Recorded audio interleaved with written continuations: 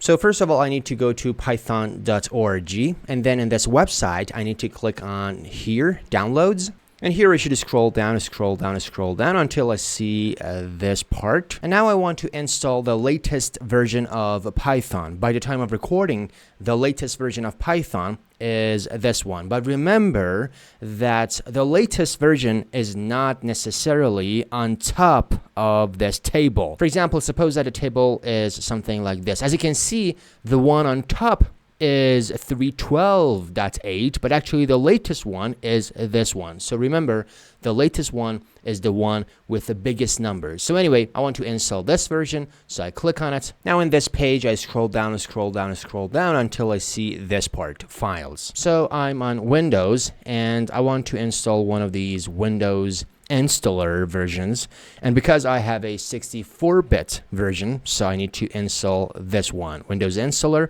64-bit. So I click on it, and as you can see, it is downloading the file. Here is a file that I have downloaded, so I right click on it and run it as administrator. Now in this window, first of all, it's very important to check this one at python.exe to path, and after that I click on customize installation. Here I press next, but this step is very important. Maybe you ask, oh, why? Because in this step we have this install location, which is very important because in this install location there is going to be a file, which we need that file when we want to install PyCharm. And now I want to create a folder for installing Python. So here I go to C and then users, and then this is the name of my user, and here I want to create a new folder. I want to name it Python, so I open that folder, and also I want to create another folder, and because the thing that we have downloaded was Python and this version, so I want to create another folder, and I want to name that folder this one. So that's it. And maybe you ask why? Because maybe later on I need to install some other versions of Python. So that's why in this Python folder, which I have created, I want to also create some folders for specific versions of Python so that I can keep all the stuff organized. Anyway, so I open this folder, and by the way, remember that these things are not really necessary.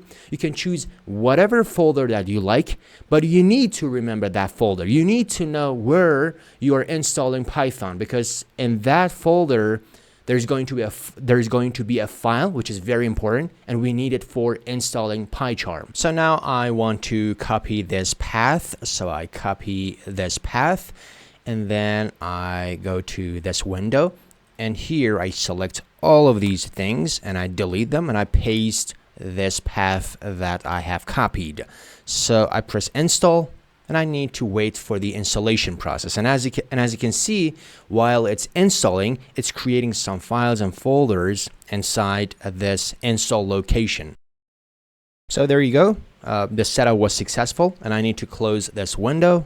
And among these files, the most important one is this one, which is basically the Python interpreter, and we need it later. This file is very important, and we need it later when we want to install PyCharm. So now for installing PyCharm, you need to go to Google and search for PyCharm download. And as you can see, this is JetBrains, the company that creates these kinds of things. I mean, PyCharm and other IDEs.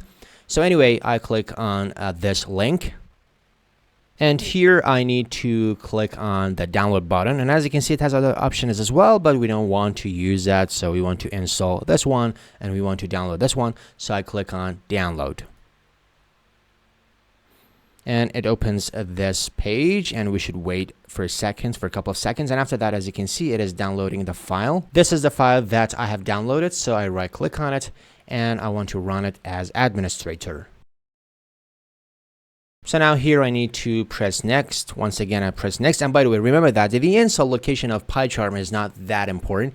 The install location of Python was important, but the install location of PyCharm is not that important for us. So I press next. And once again, I press next and I press install, and I should wait for the installation process. So it's finished, and I want to run PyCharm. So I check this one, and I click on this finish. By the way, in this window, I want to allow it. So here, as you can see, PyCharm says, oh, you have Visual Studio Code on your computer. Do you want to import some settings from there? No, I don't want to import anything. So I want to skip import. So here we need to create a new project. So I click on this new project. So this is the location of my project. I mean, all the files, all the Python files and other stuff that you're going to create are going to be stored in this location. And this last part is the name of your project. You can change it. For example, I want to change it to Kulak. That's it. So this is going to be the location of my project. And now in the second part, we need to introduce the Python interpreter to PyCharm so that PyCharm can understand Python, all of those Python codes, and so on. So for doing so, I want to say, okay, for the interpreter, I want to use something that I myself have downloaded and installed. And as you can see, we have done that in the first part of this video. So I click on custom environments because I want to do some custom configuration. I want to do some custom settings because I want to introduce something which is already existing. So the environment is, I want to select something which already exists. And the type of that is Python because I didn't install, for example, a Conda or whatever. I installed Python. So I choose the type as Python. And then it says, okay, you should specify the Python path. Let's suppose that it doesn't understand where the Python is located. So in that case, I need to click on this. And I need to go to that specific folder. If you remember, we installed Python here. So I copy this path. And then in PyCharm, here I go to that path. And I scroll down. And as you can see, this is Python interpreter. If you remember, I've told you that this file is very important because this is the Python interpreter. So I select it and I press open. And there we go. We have added the Python interpreter as well. And now we can create our project because so far we have specified the location of our project and also the corresponding interpreter for that project. So now we can press on create button. So as you can see, it is creating our project. And here it says Microsoft Defender may affect and these kinds of things. So I want to exclude folders. So for better performance. So I click on this one, exclude folders.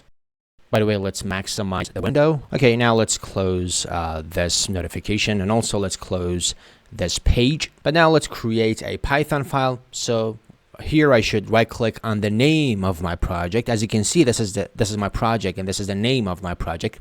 So I need to right click on it. And by the way, if you don't see this sidebar, this side panel, you need to click on this because it's like a toggle. If you click on it, it disappears. If you click on it again, it appears.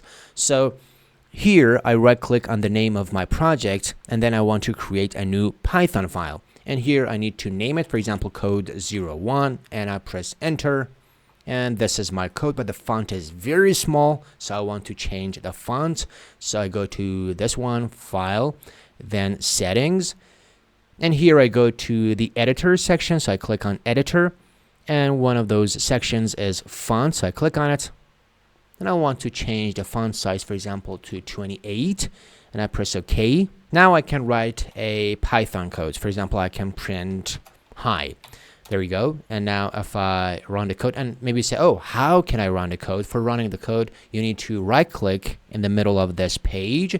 And you should click on this one, run code 01. Code 01 is the name of your code. So you need to click on this. And there we go. This is the result. As you can see here, we have different sections. One of them is run. The other one is Python console. The other one here, terminal. These three things, run, Python console, and terminal, are the ones that you're going to use them the most.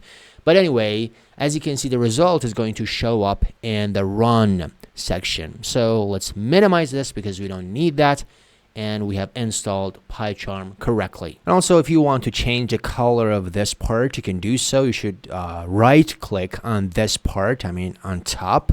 And as you can see, it says change project color. And for example, suppose that I want to choose this purple color. So I click on it. And as you can see, I have changed that color. I have a step-by-step tutorial playlist for Python. You can find a link to that playlist in the description below.